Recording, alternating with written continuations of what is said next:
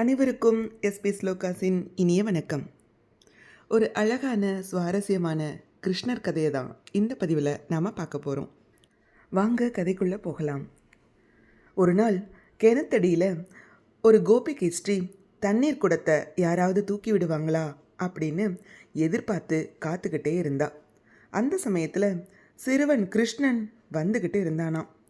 கிருஷ்ணனை பார்த்த அந்த கோபிகை தண்ணீர் குடத்தை தூக்குவதற்காக கிருஷ்ணனை கூப்பிடுறா.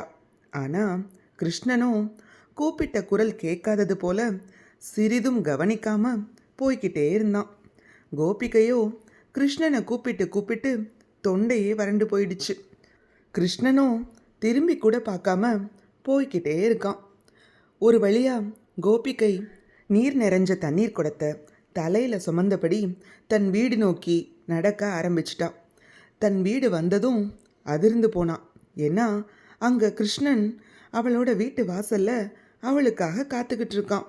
கோபிகையோ வாசல் கிட்ட வந்ததும் தானே முன் வந்து அந்த நீர் நிறைந்த தண்ணீர் குடத்தை கீழே இறக்கி வைக்கிறான். உடனே கோபிகை, கிருஷ்ணா, குடத்தை தூக்குறதுக்காக உன்னை கூப்பிட்ட போது நீ திரும்பி கூட பார்க்காம போயிட்ட. ஆனால் இப்போ கூப்பிடாமையே குடத்தை இறக்கி வைக்கிறதுக்கு இவ்வளோ உதவி செய்கிறையே, ஏன் அப்படின்னு கேட்குறான்.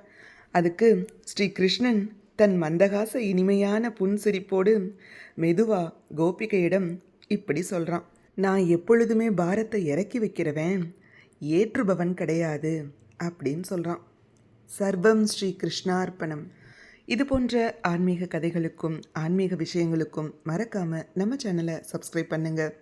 நல்லதே நடக்கட்டும், நன்மையே பிறக்கட்டும். நன்றி, வணக்கம்.